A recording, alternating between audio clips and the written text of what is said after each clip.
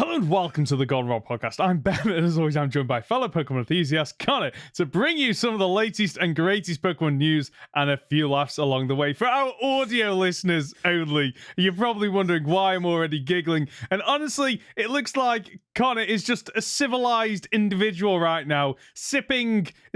I'm going to say that's Coke and lemon wedgies, but I'm probably wrong. It's Dr. Pepper. It's Dr. Pepper. It's Dr. Pepper and lemon wedgies. Mm-hmm. Out of a wine glass. Is it a wine glass? Frozen lemon wedges. Frozen lemon wedges. Wow, this better than level ice. Better than ice. I agree. The level of sophistication from his part of the podcast is fantastic. It was supposed to be. I was like, I'm gonna sit here and I'm gonna look all sophisticated when we start, and then I just chuckled to myself and I couldn't stop. Anyway, this week we're discussing Pokemon Go maker Niantic cutting a quarter of its workforce, Netflix's Pokemon Concierge getting a release window, as well as the release of an official Pokemon forum. And in our Devil's Advocate section, we'll be arguing whether shiny Pokemon are losing their value. As always, you can jump into a topic using the timestamps in the description below. Conor, I can actually talk to you now. I needed to get that out of the way, otherwise I'm going to forget about it. And people are going to be wondering, like, what the episode's about. Of course, it's not just us nattering away as much as I'd love it to be. How you doing, buddy? I'm doing very well. It's good to have you back on. I don't know. It's been a couple of weeks since we actually had a chance to catch up and talk. Yeah, because I physically couldn't last week.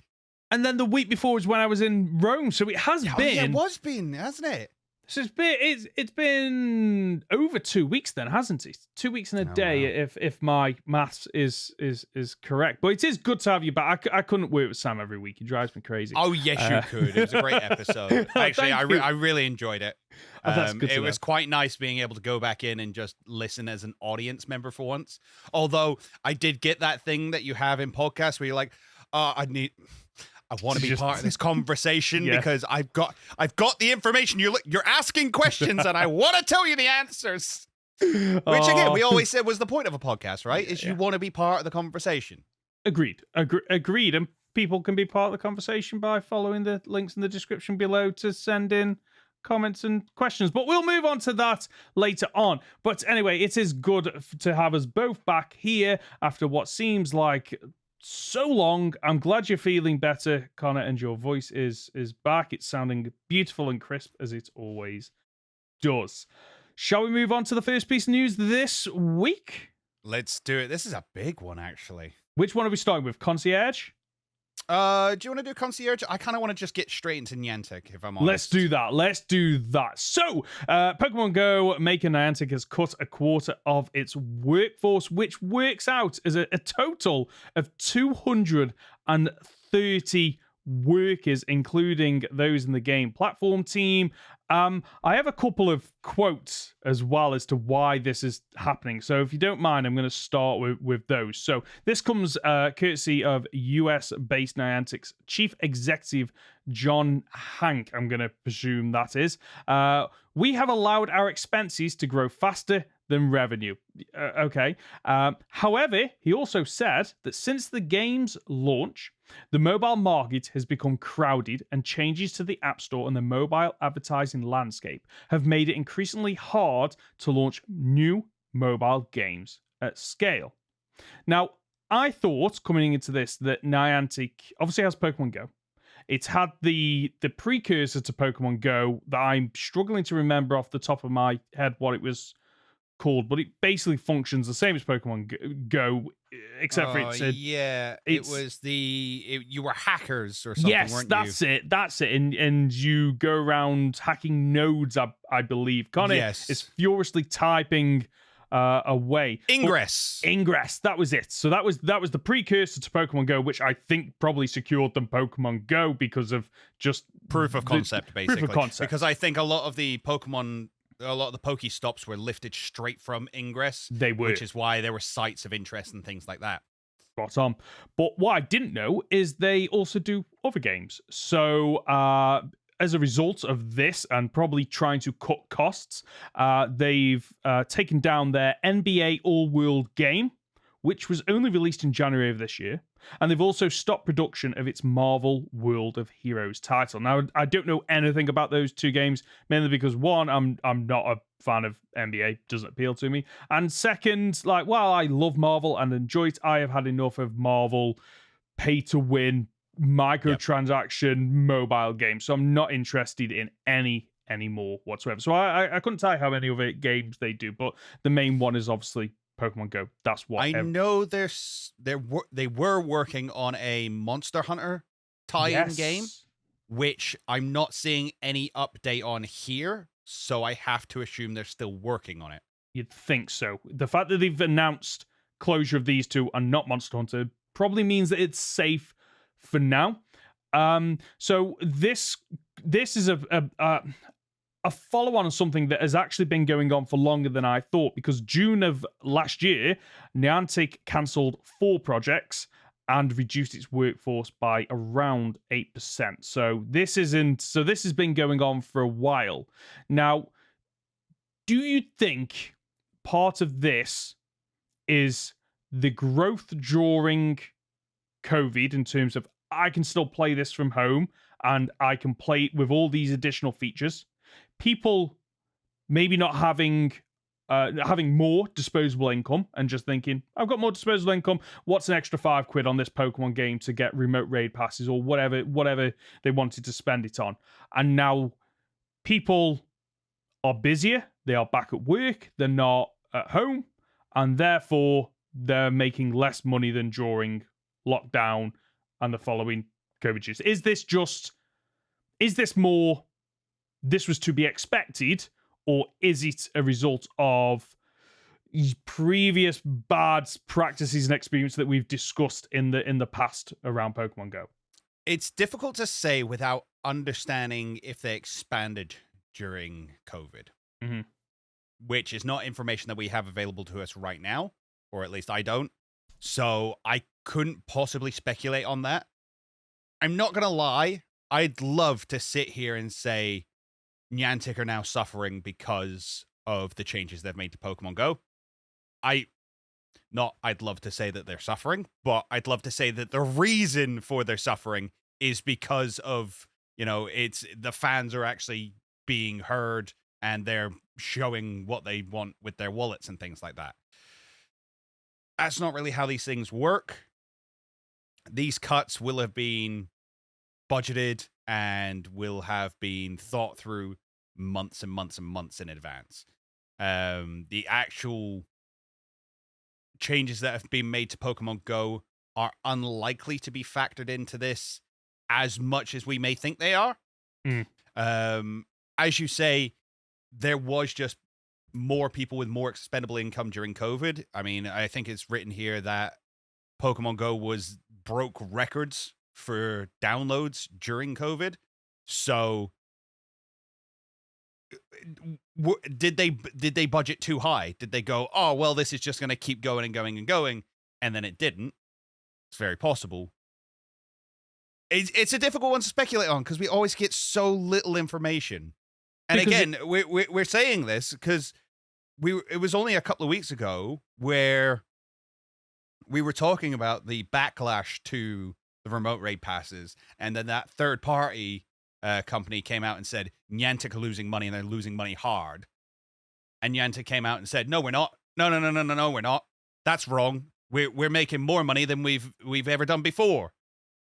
And now they're firing a quarter of their staff. So where is the truth in any of this? So I can't help but feel that message that we got back in May, I believe, in terms of Niantic is losing money. I think they were right. I think Niantic was losing money, but Pokemon Go was making money. Right, okay. I think Pokemon Go is doing as good as ever financially, but I think I honestly think what's again, this is me speculating, is Niantic made so much money from Pokemon Go that they could fund all these little pet projects and let's try this. But Pokemon Go is like a flash in a pan. You can't replicate that because it's Pokemon, and there was nothing else like it when it came out. Like, it was so unique and innovative, and there's a reason why.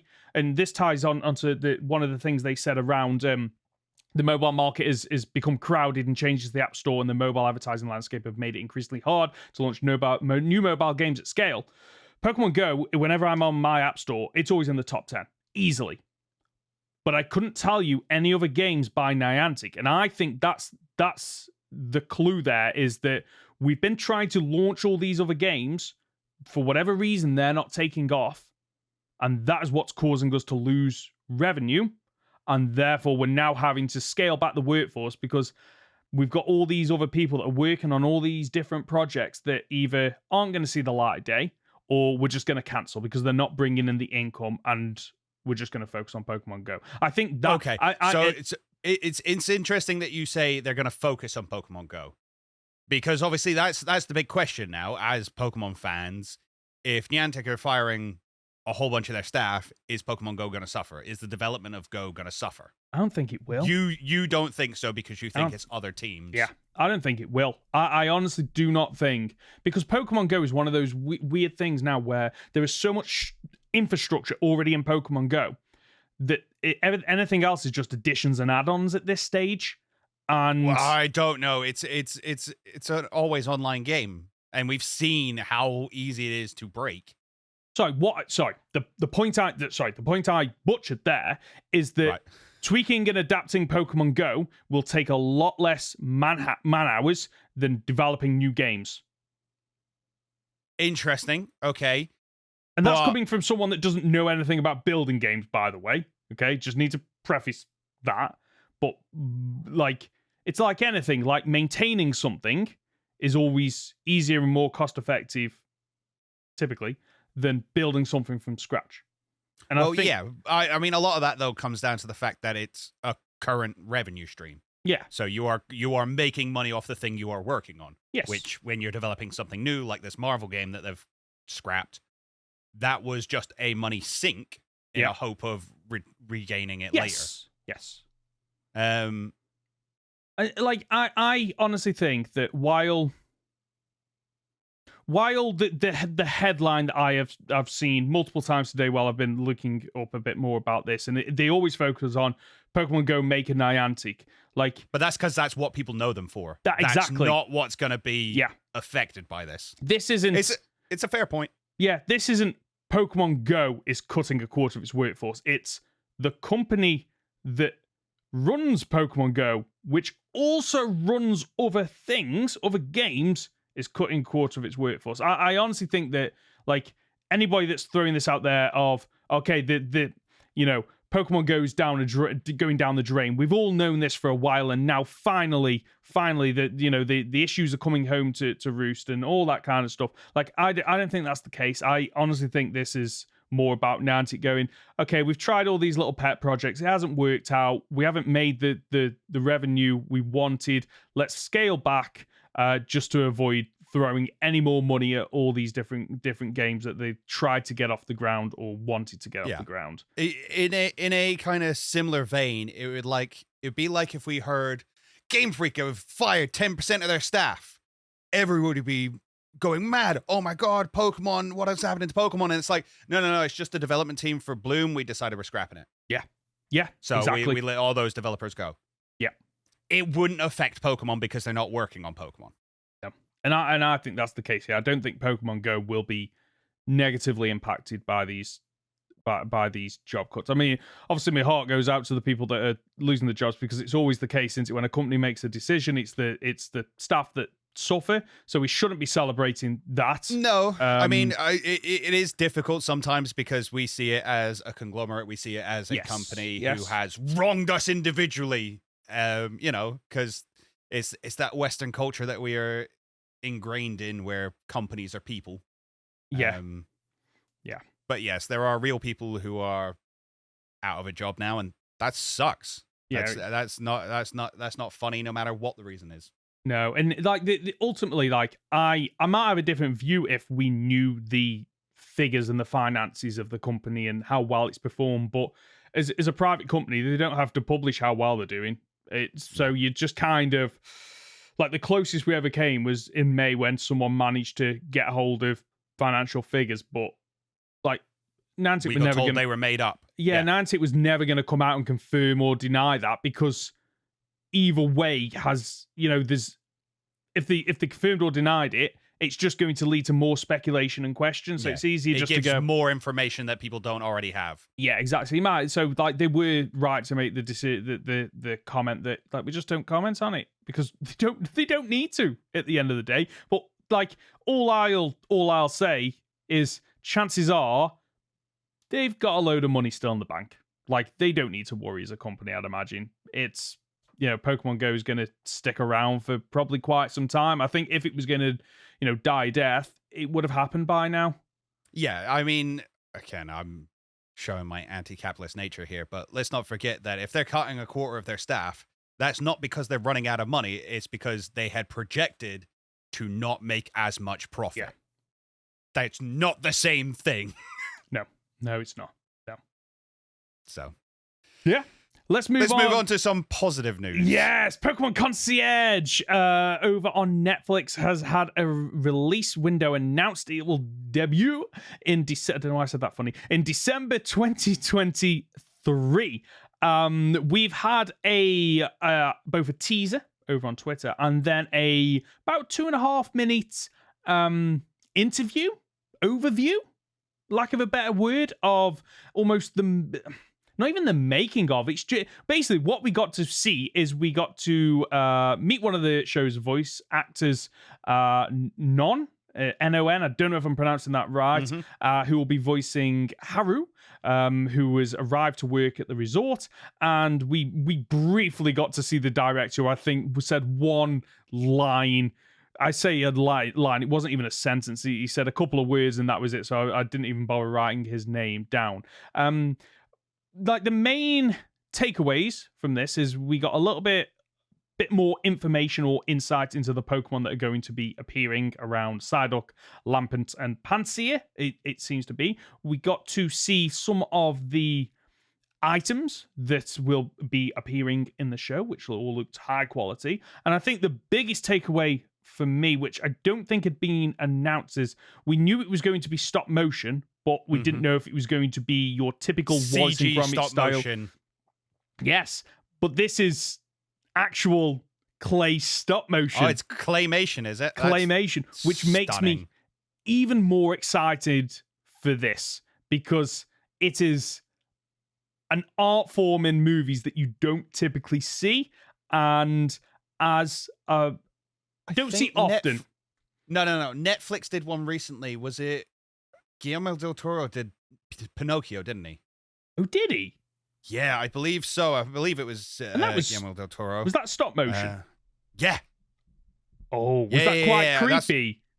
With not seen it myself. Oh, okay, right. But yes, of course it's going to be. Yeah, okay, right. It's more based on the original novel and stuff like that than obviously the Disney.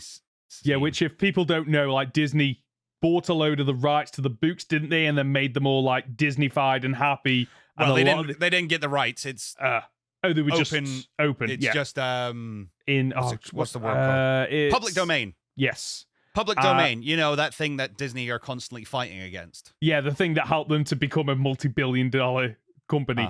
But interestingly, side note, because we're on Disney and public domain, we might see a change to copyright law very shortly. Okay, because the mouse is coming out of copyright. Mickey Mouse is going to be entering public domain very shortly. No, they will be fighting that. Every time Mickey Mouse has come close to coming out of copyright, they have changed the laws. Of course they have. They have. So Disney have basically thrown money, fought and thrown money and lobbied to change the laws, and they've got it every single time. Which you would, yeah. I mean, I think at this point it's 70 years. It's life plus 70 years or something stupid. Right. Okay. So when you say life, does that mean when Walt Disney, the owner, passed away. Died plus 70 years. Plus 70 years, right. But he's not dead, he's frozen, isn't he? Underneath Disney World, Florida, I've been told. That is a rumor and not one we can answer. Here you go. So it depends on the type of work. Written, dramatic, musical, and artistic work is 70 years after the author's death. Sound and music recordings, 70 years from when it's first published. And films, 70 years after the death of the director, screenplay author, or composer. Wait, what? After the director? Okay, interesting. Not the writer or like when the script was made, or that's really interesting. It'll be so again, screenplay author is in there. It depends because sometimes when you sell a spec script, you sell the rights for it. Ah, okay. Or part of your contract can be like, no, I hold the rights to this. If you're gonna make another one, I write the sequel. Okay, right. Whereas some directors will be like, no, if you make another one, I direct the sequel. So, who was it who did Back to the Future? Couldn't tell you. Don't know. It was... I'm gonna look it up because it's gonna annoy me otherwise. But the point is, Robert Zemeckis, there you go. We're not getting another Back to the Future. You know how we're getting like Indiana Jones and stuff is happening again. All the 80s stuff is coming back now. We're not getting Back to the Future. How come? Because Robert Zemeckis owns the rights to it, and he is point blank said, "No, it's not happening. My films are finished. You can't have them." Fair play. Yeah. That's the right way to do it, in my opinion. We don't want all the sequels 20, 30, 60 odd years, and then they always suck, don't they? So, and you know, Disney aren't coming in to buy Back to the Future for $4 billion like they did Star Wars. So yeah. But anyway, Pokemon Concierge. No, I really enjoyed that. I really did enjoy that. But Pokemon Concierge, you know what? After watching this little video, I'm really excited to watch this. It looks so just happy, wholesome, fun, colorful, awesome. Like, it looks like just a fresh breath of air in terms of Pokemon. A fresh of breath air. A fresh of breath air. Don't know why. I absolutely butchered that. No, we're taking it. We're taking it. I just want everybody in the comments write in fresh of breath air. Fresh of breath air. You knew what I meant, though. I knew exactly what you meant. It's not the point. But just the fact that whenever you think of Pokemon on video media, it's typically 99% of the time anime, and then you've had a couple of live actions, and that's about it. So the fact that we're getting something different, it's not a sequel, it's not a prequel, it's just its own little self-contained story that you can go into and enjoy yourself. And you know what? Say what you want about Netflix and all that stuff. We're not going to discuss that here. It's easy to access. So it's just going to be easy to go, load it up and go, I'm going to watch this. And they're probably just going to, I'd imagine, they're just going to be short, simple, fun, self-contained episodes, and you can just jump in and just enjoy it. And you know, we've said a couple of times on this show specifically that we are fans of just Pokemon existing in the world.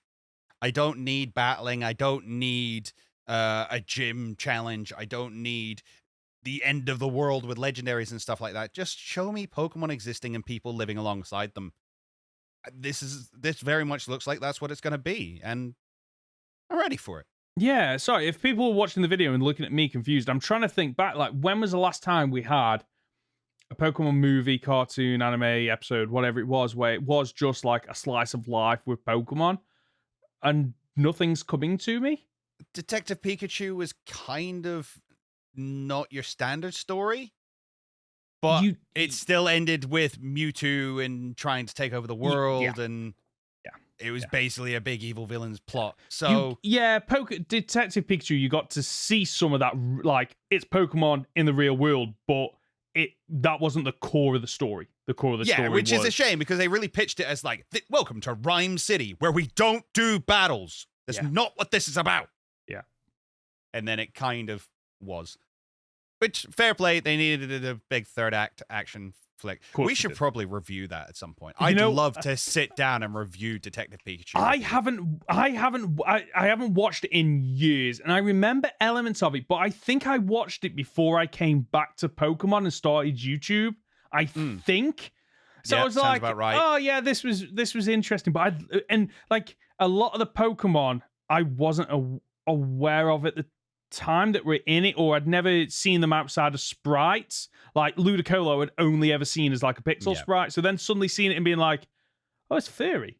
Right. Okay. I didn't expect that. And I think I would appreciate it a lot more now that I've, my some of my life revolves around Pokemon. So yes, Connor, let's do that at some point. Yeah. I mean, I was about to go into my thoughts on it, but Save it. Let's move on to the next piece of news. Pokemon launches an official Pokemon forum or forums. And it's gotten off to an interesting start, for lack of a better word. So we might as well just jump into what basically happened. So they launched it, and straight away the forums were populated with Vaporeon memes. Yeah, Vaporeon memes. I was joking. Legitimately, there was. There were other things. So I've got a couple of the top ones here. Okay, so some of the ones I've got here is: which girl would you tickle torment? Which Pokemon is the hottest? I'm immeasurably attracted to Gardevoir. Who in the world thought this was a good idea? They get worse. Are you ready for these? Which Pokegirl do you think has the best farts? How many Pokemon would survive an anvil being dropped on them from 10 feet above? That's a valid question. Some of these are quite good, actually. Jigglypuff tanks it. I think what's the Gen 3? Aron? No. Aron would survive it easily. Yeah. Don't know. I think because Aron, I think he's still eating the iron and hasn't taken it on fully. It's possible. Potentially. But no, Anorith. Oh, yeah. Yeah, I think Anorith takes it. Yeah. Sandshrew, because I'm pretty sure you can like stand on pangolins and stuff like that, and they're just completely fine. Yeah, just unfazed. Okay. Yeah. Okay. So yeah, there's a bunch. That's a valid question. There are. There's another one that stood out to me that I would like to know your answer on. How many Incineroar could you take? I'm assuming in a fight. None. You couldn't take any in a fight. No. Okay. Well, you're assuming it's in a fight, going off what these previous topics were. I'm not entirely sure that's what it's asking. 3. How many could you take at one time? So straight away they just got bombarded with a load of internet. They got bombarded with a load of internet. I think this is the Pokemon suddenly discovering, oh, this is what the internet is. Okay, right. So if you do want to jump into this, you need a Pokemon Trainer Club ID, which always annoys me because it's not your email address. So I did actually jump in to have a look at a few of these because I was just curious more than anything, like how this was running. And what I was amazed to find is that some of these posts go back as far as February this year, which makes me think that they've been populating this forum for a while before they launched it. Because I tried to dig up, like, oh, when was it launched? And every news article was saying, oh, it's been launched in the last, I think it's the last 24 hours. And I'm reading comments here that say it's been up for a year and a half. Yeah. So I don't know if they did a soft launch, maybe because they just wanted the more the people that really enjoy Pokemon and want to comment and contribute to content and discussions, whether or not they did a soft launch. Let's get these people in. Okay, now it's populated. Now it's looking lively. Let's launch it. Because last thing you want to do is go, we're launching it, and the first couple of people log in and go, there's nothing here. Like, there's nothing for me. So I think that's probably what they've done here. And also, I had a look at the forum rules, mainly because I was just curious more than anything. And there was two things that really stood out to me. Like, they have their usual forums around language and themes, like just your standard stuff that you would expect to be in there because it needs to be in there. But the two that stood out to me, this one I can kind of understand. Only official Pokemon products are allowed for discussion. Okay, I get that. It's this is their baby. They want to protect it. They want to make sure that, it's all Pokemon themed, that's official. And then the other one that I saw was contribute to the community in a positive way. And the way I read that isn't so much of, let's make this like a positive experience for people coming in, and that makes sense. But does this allow them to get rid of posts or comments that are around constructive criticism? So like, I didn't like Scarlet and Violet. These are my reasons why. Please discuss.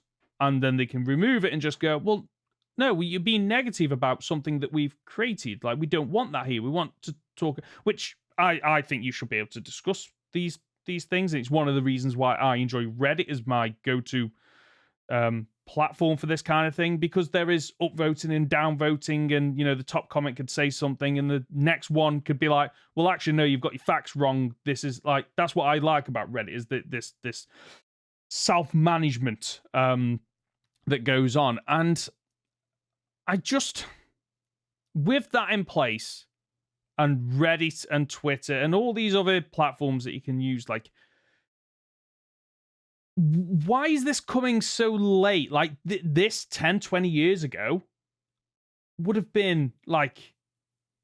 See, now there's an argument that this is coming exactly when it needs to, because Reddit and Twitter are dying a death. They are. Yes. So if you don't know, there's a big stink going on around Reddit and Twitter at the moment, because basically these large language models, ChatGPT and things like that, you don't need to know what they are. Just understand that they need to look at and have access to lots and lots of people talking and lots of conversations and lots of information in order to work. The easiest way to do that is to scroll through all of these forums and just rip all the data, just data mine all these websites. It was a really easy thing for them to do, because all of these websites, Twitter, Reddit, so on and so forth, all had API access. What's API access? It basically gives you a backdoor into it to just like, you have access to developers' tools effectively, so that you can make different apps, communicate with it. You can, that's how you get embedded stuff and things like that. Because Reddit and Twitter have now turned around and gone, hang on, you're making these large language models, you're making these AIs that are effectively going to change the world forever moving forward. You're doing it by piggybacking off us, and we're getting nothing off it. We're now going to charge you through the nose for API access. So what used to be a very accessible thing for very small companies is now almost impossible for the vast majority of people to pay for.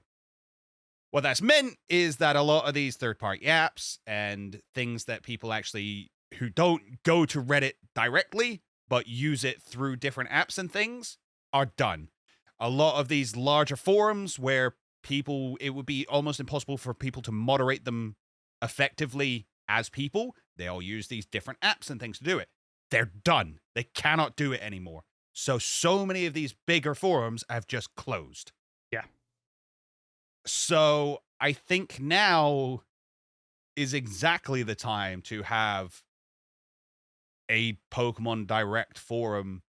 And again, as you say, it's one that they get to control, and they get to control the talking points. And as much as contribute to the community in a positive way is highlighted as like, we just want to make it inviting and fun and safe to community, there is that last rule at the very bottom. Oh, yeah. The rules aren't all-encompassing. These rules are guidelines. Our staff reserves the right to take disciplinary action should they feel an individual is having a negative impact on the community, even if it's not outlined above. And I'm not being funny. We've seen Pokemon and Nintendo's approach to inappropriate, quote unquote.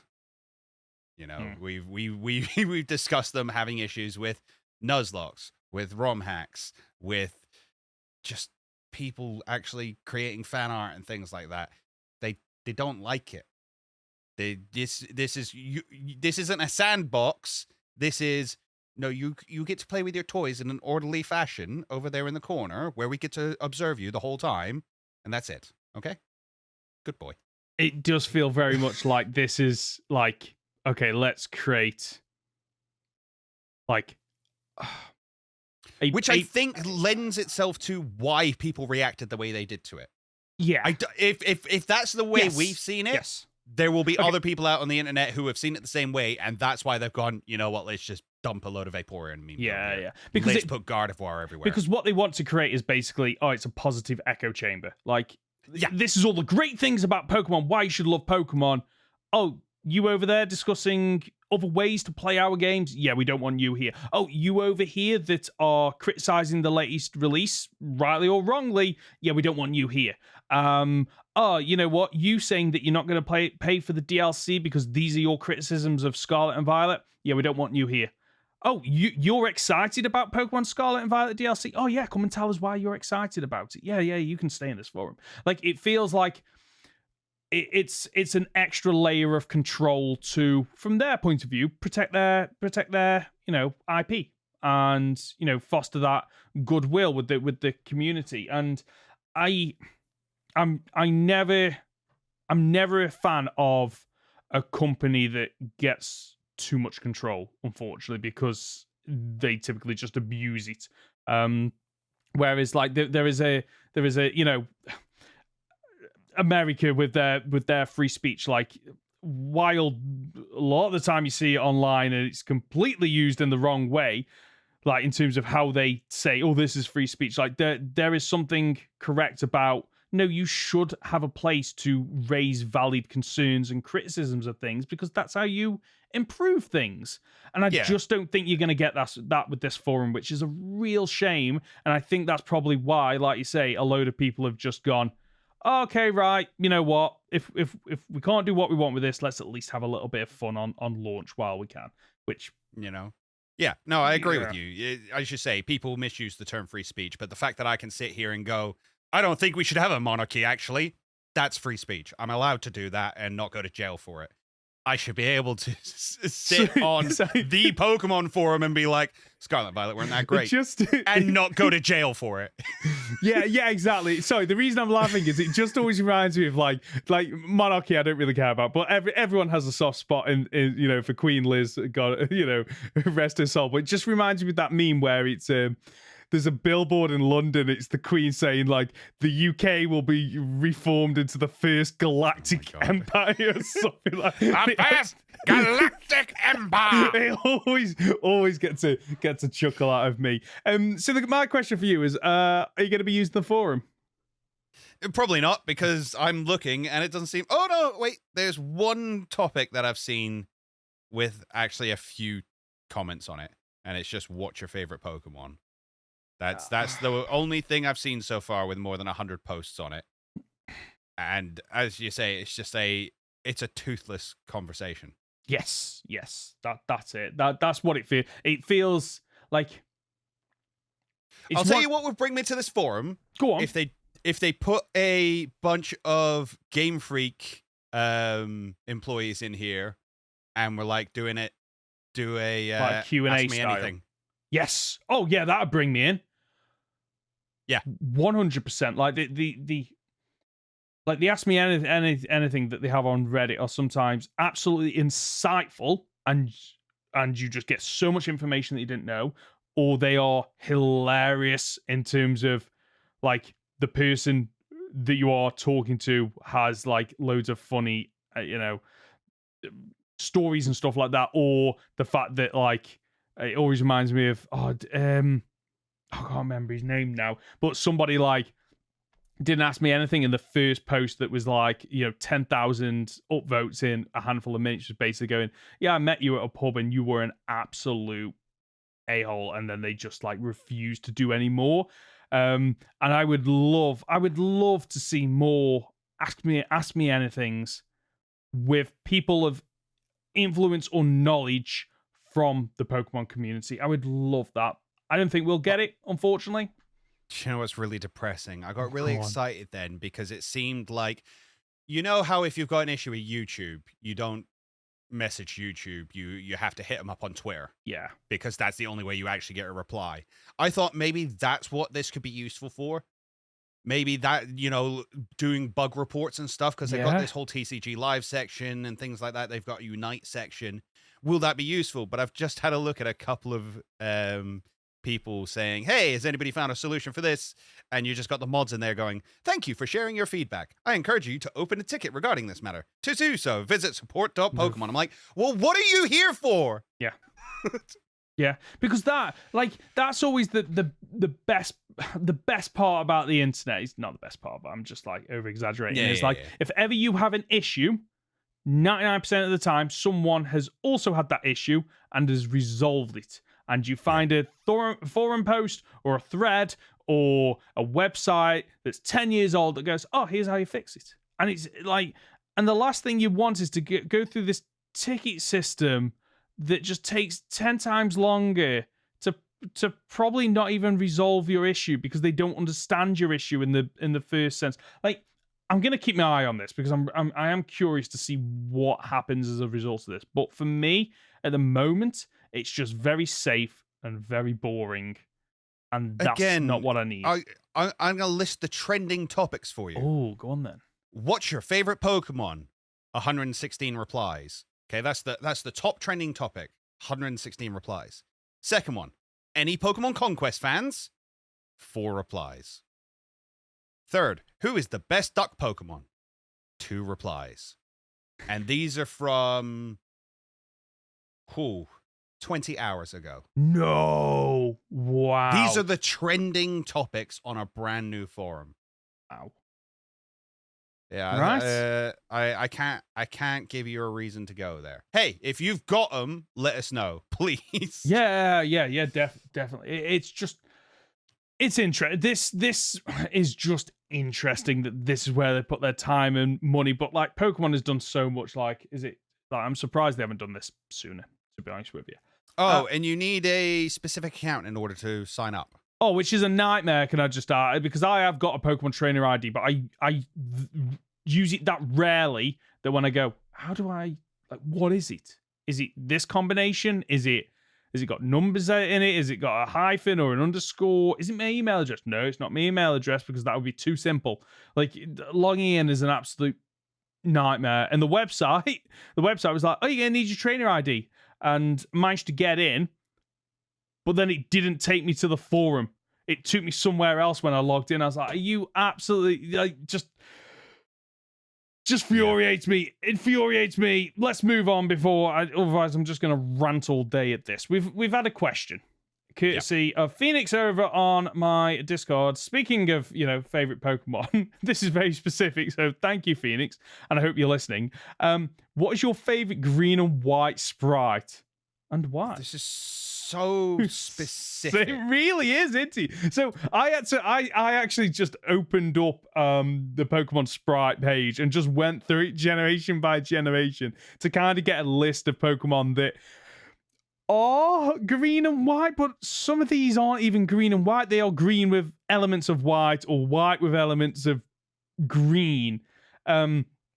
So the ones that stood out for me in terms of sprites, so I'm deliberately just counting sprites, okay? The big ones for me are Chestnut. Believe it or not, I do not like that Pokemon, but I will admit I do enjoy its like pixel sprite. It looks pretty cool. I quite like it. It's Celebi because they managed to make a sprite that looks like it's moving, which I think is quite difficult to do. Celebi always just looks like it's in motion, which I love about it. But the one that stood out to me is Sirfetch'd because it's just majestic. Like it's pure white. It's got its green leak. It's got its shield. It just looks like a powerhouse, and that is my favorite green and white sprite. Okay, I'm going to change the question slightly. Okay. Because you've just basically listed all the green and white sprites. Okay, sorry. So I'm going to change the question to what's the best sprite that evolved from Pokemon Green through to Pokemon White? So the first ever sprites to the last ever sprites, what's the best Pokemon? Okay. All right. And what is it? I'm going to say, for me, It's either Mew, who looked horrific in green. It very much looked like the fetus it was meant to be. Yeah. Or, and I love this one so much, Wigglytuff. Okay. If you've not seen the Pokemon Green Wigglytuff sprite, its eyes are mismatched. Okay. So and it's just like, hey, I'm Wigglytuff. Okay. So I'm looking at the Mew one first because it is an absolute abomination. It does feel like it's just been ripped out of. Yeah, I'm not going to go there. It looks absolutely vile and disgusting, and I just cannot believe how bad that looks. And to be fair, a lot of the Pokemon Green sprites weren't the best looking. So let's have a look at Wigglytuff now. What is going? I've seen some stuff, man. I have seen some stuff. What? Like I get why they're mismatched because it looks like it's slightly like its right side is slightly further forward than its left side, but not to that degree of shifting the eyes that much. It just looks like oh dear, he doesn't look like he's having a good day at all, unfortunately. I like that little tweak. I like that little tweak to the question. Really, really good. If you've got a comment or question, you can reach us by leaving a comment on our podcast on YouTube, by emailing goldenrodpod@gmail.com, by leaving us on our Discord channel, by using the hashtag goldenrodpod on Twitter. Connor, it's that time again that we are doing Devil's Advocate. And the prompt this week is shiny Pokemon are losing their value. Now, Connor is going to be arguing that shiny Pokemon are losing their value. I'm going to be arguing that they are not losing their value. And I do believe I've got the more difficult task here. So I'm going to let you go first. Okay. You're right. You have got the most difficult task because what is value? What is value? I mean, in a free market condition, it's supply, demand. The demand for Pokemon shinies hasn't really changed. But the supply has gone way, way up. And that, sir, means that the value of them has dropped. I think I still found like 3 or 4 random shinies on my playthrough of Scarlet and Violet. That's not hunting. That's not doing anything. That's just finding them. And none of them have ever felt as good as the Golden Caterpie I found in Crystal once. Or the, oddly enough, Golden Boltoy I found in Fire Red once. Those are the only 2 shinies I have ever found in my 20 years of playing these games. And they stick out to me massively. And I think I'm going to now sit here and wonder which ones I actually got in Scarlet and Violet. There was a Glimora, I think, I found in Area 0. Nice. And a Cloth, which is cool because it's blue. And that's the other thing as well. Shiny Pokemon. Here's the thing. So, shiny Pokemon didn't used to be designed. They used to be just a palette swap. Nowadays, and I think from Gen 6 onwards, they started designing shiny Pokemon, which means they've almost gone in and gone, okay, you know what we're going to do? We're gonna make this Pokemon look awesome. And my question has to be, why don't we just make it awesome from the start? If that's the color scheme you want to put it in that color scheme. Not every Pokemon has to represent the typing that they are. So just give us that color scheme. Or you get the other end of the spectrum where it barely changes at all. Or even worse, the whole bunch of like green shinies where the original one just looks better anyway. They just gave away an Arcanine shiny that was competitive ready because it was a Champions Arcanine. And I didn't even put it in. I didn't even put the code in because I didn't care. Yeah, because it looks garbage. Because shiny Arcanine doesn't look as good. And if I want one, it's really not that hard to get one. The fact that people spend hours and hours and hours and hours and hours shiny hunting is kind of a thing of the past. So people don't even shiny hunt. People who do shiny hunting as a living, people who do it all day, every day on stream, things like that, don't do it in the modern games because they're not worth anything if you find them in the modern games. They do it in the old games with the lower odds because then it means something. Putting the hours in means something. We had a whole argument a couple of months back about people going, you can't use a quick ball on a shiny. That's too easy. Because that's the level of difficulty people are now having to put on these things in order to have some value to them. We have to catch them in a really stupid ball or one that matches the color scheme because otherwise it's worthless. And these are people who hunt shinies. They want them, and even they argue that they're worthless. People are going out of their way to get 3-segment the Dunsparce shiny because they've got boxes and boxes and boxes of shiny 2-segment the Dunsparce. Because it's well easy to come across if you want it. You have to add your own difficulty to it. So yeah, there you go. Okay, right, okay. I do love a challenge. Right, let's go. So, what is value? Like you say the value is supply and demand, but ultimately the value is what people put on it.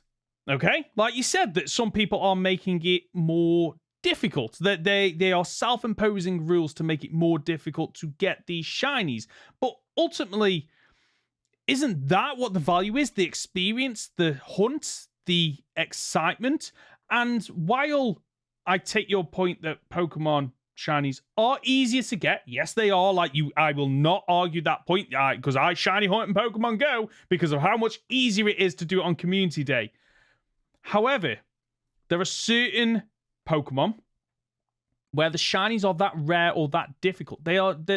Not all Pokemon, not all shiny Pokemon are losing their value. There are some, like you said, a triple sparse, whatever it's called, Dunsparce, whatever it's called, I can't remember what it's called, that are more difficult. And there's also other elements of shiny hunting, of shiny Pokemon, that are still rare, that are still difficult to get. For example, in Pokemon Sword and Shield Generation 8, and I don't know if this carried over to Generation 9, someone please let me know, they introduced a new type of shiny. So they moved away from whatever it was before, the stars or whatever it was, and they moved to squares, which the odds of getting them, and I've got it up here because I needed to find this out. So the odds to obtain a shiny are 1 in 4,096, okay? Yeah. Whereas now, that's for the stars. Whereas a Pokemon with shiny squares, the rarity is 1 in 65,536. These aren't easy to get. These are still difficult to get. There are still bragging rights to getting these Pokemon. Okay? And sorry, where did you pull those odds from? I missed that. Sorry, so I've got it from Pokemon Sword and Shield, but I haven't checked for Scarlet and Violet, so I don't know if this is still a thing. So you're not doing Herba Mystica. Well, go on, tell me what's that. Which brings the odds down ridiculously. Right. Okay. So the shiny odds with Herba Mystica. Go on. Go. Let's have a look. I'm curious here. I'm curious. Shiny odds with Herba Mystica. 1 in 683. So that's with the shiny charm. Okay. Which again, you only have to complete the Pokedex. Do. It's getting easier and easier to complete the Pokedex. Yeah. Goes from 1 in 4,096, which is the base one, which is already half of what it used to be. Mm-hmm. So they're already half as valuable. Yeah, they made it easy. They made it easier. And then with the Herba Mystica, it goes to 1 in 1,024. And then Herba Mystica in Shiny Charm is 1 in 683. Which, considering that the same Herba Mystica that gives you the shiny odds also makes a bunch of the Pokemon appear, it's not hard. But ultimately, like, this is the thing here. Are they losing their value? Collectively, yes, they are. They are losing their value because every shiny Pokemon that can currently be caught has been caught. Okay, so like intrinsically, yes, like as a collective, they've lost their value, but individually, as an individual that is trying to collect shiny Pokemon, whether or not you are just getting the Pokemon that you like. You know, you've got a favorite core of 10 and you're like, yeah, I want to get these shiny Pokemon. Like, that's the value you place on them. But what about people that want to, get all the shiny Pokemon available? I one day want to be able to do that. For me, it's about, that bragging rights at the end, the trophy of going, oh, I managed to do this. And ultimately, it's the are shiny Pokemon losing their value collectively? Yes, because they're easy to get. Are they losing it? Are they losing their value on an individual level to individual people? No, I don't think they are, because it's what you want from these Pokemon. Nobody is going out there forcing you to get all these shiny Pokemon. You are getting them whether or not it's just, like you said, you only encountered 3 during your entire playthrough of Scarlet and Violet, which, shiny Pokemon, 3 shiny Pokemon in a run through. Yes, that is like really lucky. But how many Pokemon did you see in that game? Hundreds? Thousands? Like, the odds aren't actually that great. And like, you playing through that game and suddenly finding these, like, these Pokemon are of value because they are rare. They're still rare. They might not be as rare as they once were, but they're still rare. Okay, so, and this is going to be my closing argument here, because I think this is a open and shut case. I'm going to do you with this one. No, seriously. So, they're rare. That's where the value comes from, yes? Yeah. Whether they're rarer or not than they used to be, they're rare, and that's where the value comes from. Okay. That sounds like you are treating them as a collector's item. Okay? It's not so much that, because we can all accept that a shiny Pokemon and a normal Pokemon or a normal palette Pokemon have no difference other than the color, right? Yeah, agreed. It's the fact that it's different, and I want to collect it. Okay? So, every single collector's item has to deal with speculation, with a speculative market. Let's not forget that Beanie Babies were huge back in the day. And now they don't go for anything, because everybody got them. Because if everybody's got one, when everybody's super, no one will be. When everybody's shiny, nothing will be. And that's the way it works. When they reprinted all of the base set Pokemon cards for X and Y evolutions, they gave us the Charizard card. They gave us the same artwork. The energies were slightly differently laid out, but they gave us the same artwork. It's basically the same card as the one we had before. If I offered you both an original, shadowless Charizard card or one from Evolutions, which one would you take? Of course I would take the original. Because it's more valuable, because it was harder to get, because there's less of them out there. There's too many shiny Pokemon out there. Their value has gone down. Okay. It's not a fair contest. This isn't a fair question. We were going to throw out overrated. We were going to say worthless. Maybe you could have argued that, but we settled on losing their value, and that's just a fact. Okay. So the issue I'm kind of glad that you brought up the Pokemon cards there, because it gives an avenue to discussion here about the cost, okay? Because that's ultimately the issue here, is that the difference is that Pokemon in the games they're digital, okay? So they are digital, and there is no cost to them outside of buying the game, right? No, the cost of shiny Pokemon has to be the time invested. The time. No, yeah, I completely agree with you. Yeah, it's the time. However, if shiny Pokemon are losing their value, then why is Niantic and Pokemon Go making so much money selling tickets to get shiny Pokemon? Why can you buy hacked shiny Pokemon for money on eBay? Listen, I'm clutching at straws here, Connor. Just go with me on this. No. That's a fair point. So, if they are losing their value, why is the cost of these Pokemon not going down? Why am I looking at shiny Pokemon on eBay that are going for $5 each? Sure, £5 each. Surely if these Pokemon were so, common nowadays, like everyone has every single one, surely they wouldn't be selling them, or they'd be selling them on the cheap. Like, Pokemon Go would be going, okay, the shiny Mew ticket, let's just give it away for 10 cents because like we will get whatever cash we can. Rather than going, yeah, that shiny Mew, yeah, you've got to pay $5 for that. No one cares about the other items, the other things you can get. And you can't add to this. You did your closing comment, okay? So let me have mine. Well, no. You brought up a new argument. It was the strongest argument I could come up with. It's a really good one because you've actually put a dollar value on it, and I wasn't prepared for that. Yes.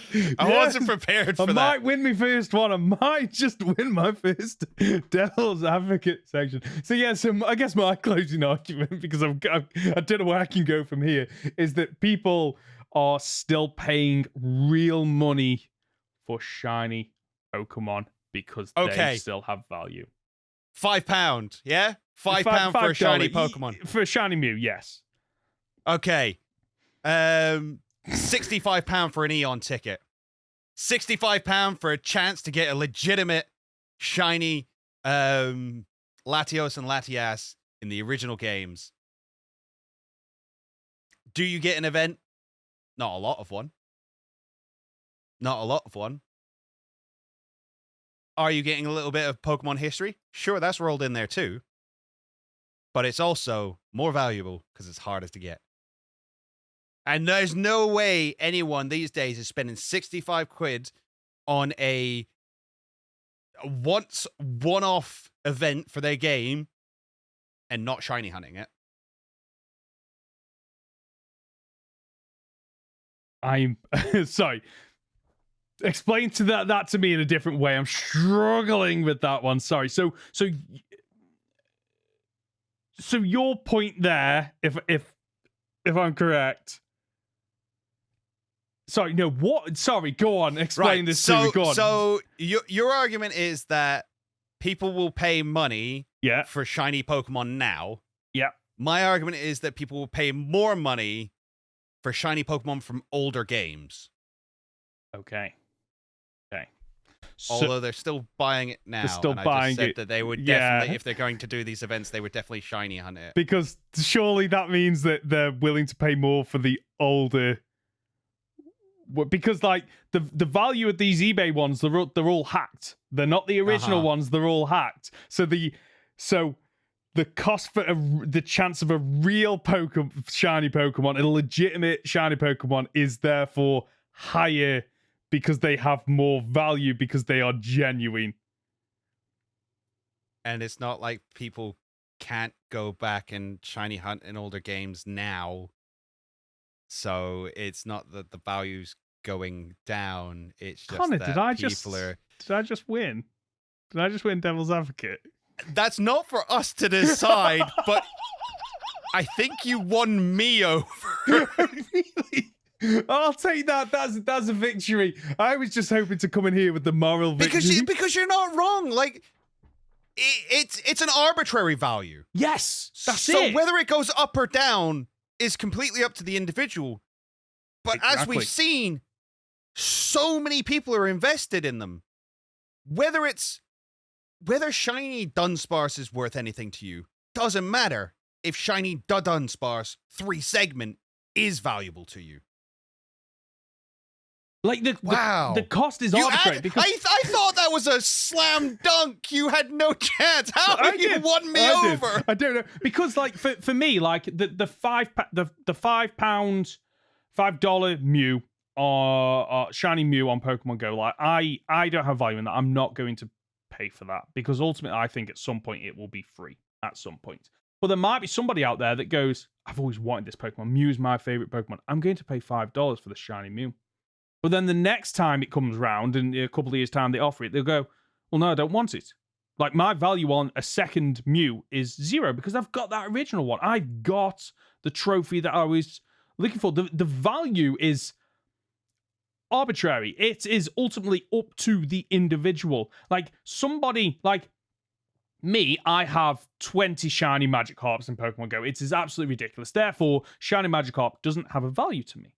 But a new player coming into Pokemon Go or shiny hunting that hasn't got a shiny Magikarp, that that shiny Magikarp has value to them because they don't have it. They want it. They need it as part of their, it's their favorite Pokemon or to start that collection, whatever it might be. So yeah, that's my closing argument. Connor's looking something up. Wow. Go on, is he looking for a way to... who do you think won? Let us know. Yay! I as always, I think there's a middle ground in there somewhere, okay? I think there is a middle ground in that one. However, unlike the previous ones we've done, the middle ground is a little more confusing for me. I'm not quite sure where it lies now, to be quite honest with you, because I kind of bought myself around on this a little bit, because I thought you were A, going to sweep that, and B, you were right. I was on board with you that they are losing their value, but actually, I'm not 100% sure now. It's as we say, like, it depends what you're comparing. Yes. Is a shiny Caterpie as worth it today as it was years ago? It completely depends.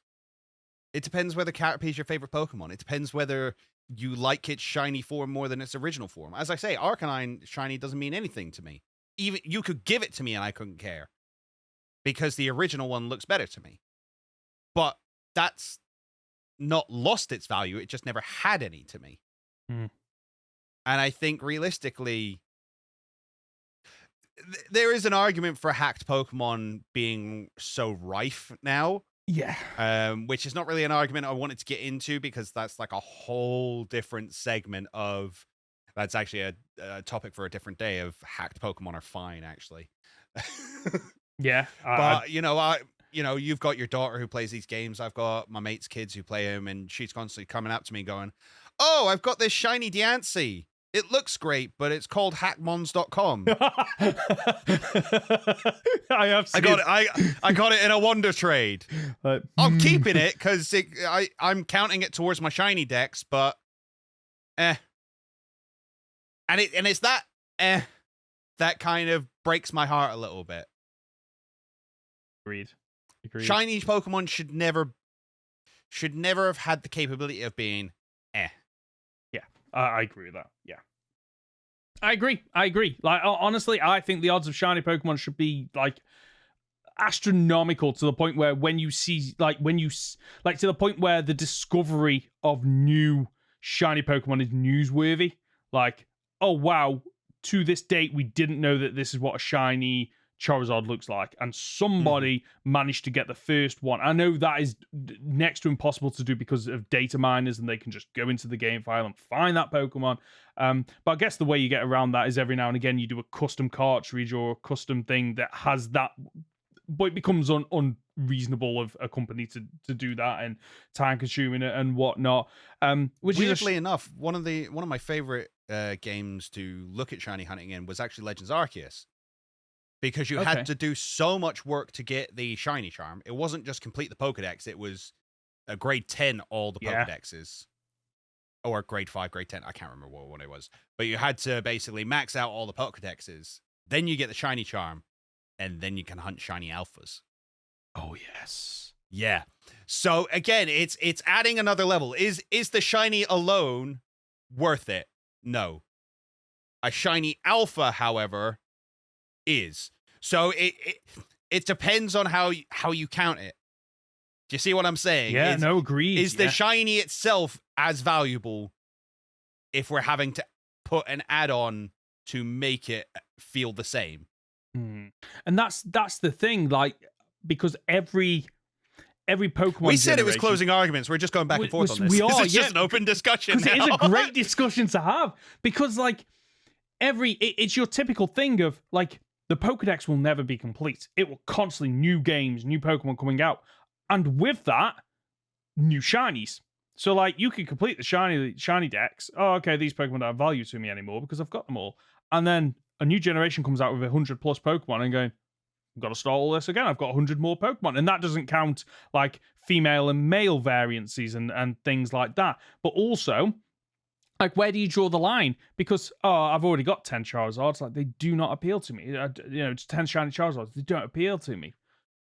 But I haven't got a Gigantamax shiny Charizard. Okay, that's something else I now need to hunt. Oh, I haven't got a, all the different terror types and whatnot, and suddenly like it becomes a lot more complicated because like where do you draw the line? Because somebody that might have hundreds of shinies could potentially have thousands, tens of thousands more still to capture, and therefore every one they get, even though they still got the most shinies in the world, like it's a journey that you can't complete because Pokemon will just keep adding new shinies, new variants, like the alphas that you've mentioned. So like even the Charizard that I've got 10 of those shinies, the Gen 10 could come out and go, oh, Charizard now has an additional form. Oh, well, now I've got to go out and get another one? Like, where do you draw the line? Well, I mean, you draw the line at Spinder. Spinder? What? You draw the line at Spinder. You know the deal with Spinder, right? Oh, because it's got, like... too many. It's got too many variants. Yes. So if you want a shiny version of every single variant, you have to draw the line at Spinder. Yeah, you would. You would have to draw the line at Spinder because that would be... just absolutely ridiculous. Wow, that was a great discussion. Really, really enjoyed that, and really enjoyed where it went as well because it was. Yeah, I opened up to that a lot more than I thought I would. Agreed. I thought it was really going to be a short one. I enjoyed that. Thank you very much. Good. No, you're welcome. That was a great conversation. Let's move on to the other regular part of this podcast where Conor is going to attempt to spot the fake Pokedex entry for 3 different Pokemon. Now, I mean, the pressure's on this week. It is after Sam came on last week on his first ever one and got 100% win rate. He didn't even know what the format was. He didn't. It's like I listen to the podcast all the time. Wait, how does this game work? And yet somehow he managed to get 3 out of 3, and I don't know how. So yes. No pressure, Connor. Let's go. We're starting this week with Psyduck, which I think has been on the show before, so I'm hoping I bamboozle you. But there is a theme here. So, entry number 1. It has mystical powers, but doesn't recall that it has used them. That is why it always looks puzzled. Entry number 2. While lulling its enemies with its vacant look, this wily Pokemon will use psychokinetic powers. And the third and final Pokemon entry. This Pokemon is constantly in a state of befuddlement, unsure of what it is doing or why it started doing the very thing it has forgotten. This frustration builds and builds until it is unleashed in the form of psychokinesis powers. Okay. The second one felt very wordy and felt like somebody hit the find synonym button over and over again. Yeah. But the third one just didn't flow well.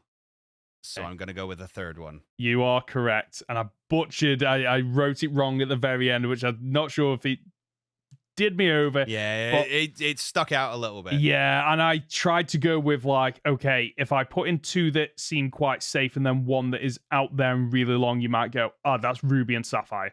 That one's safe. Let's go with one of the other 2. That's why I just tried some. It didn't work. We'll see if it works next week. I mean, if you'd gone for a simpler one, I'd have picked the second one. Yeah, because the second one didn't seem real to me. It felt a little bit like that. Damn. Let's move on to Had a weird mouthfeel. Do you get that when sometimes you say a sentence, you're just like that didn't feel right? Yeah, I agree. Yeah, sometimes the words come out and it's like that didn't sound human or English or like a human wrote it. So the second Pokemon this week is Lampent. So entry number 1. The spirits it absorbs fuel its baleful fire.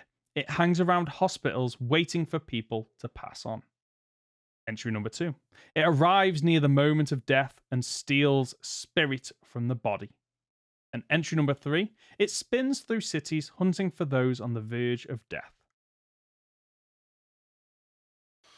So I should know this because I was doing research on ghost Pokemon and basically read every single ghost Pokemon Dex entry. Wow. To look for words of like spirit, afterlife, ghost. Like I wanted to work out exactly what a ghost was. I don't think the third one is real. You're right. Well done. Okay. Well done. Oh, I'm so annoyed by that because honestly, like I thought that was going to be the one that I'd catch you out on this week because I've never looked at Lampent's Pokedex entries, but when I was reading them, I was like, so many of these feel like they could be fake. Yeah. No, I sat and read through every single Ghost Pokemon Dex entry. No, I can't believe that. Oh, I should have done Lampent ages ago. Right, the third and final Pokemon is Pansear. Okay, entry number 1. Pansear gets so hot, it visibly distorts the air around it. It enjoys warmer climates. Entry number 2. Very intelligent. It roasts berries before eating them. It likes to help people. And the third and final entry. This Pokemon lives in caves and volcanoes. The fire within the tuft on its head can reach 600 degrees Fahrenheit.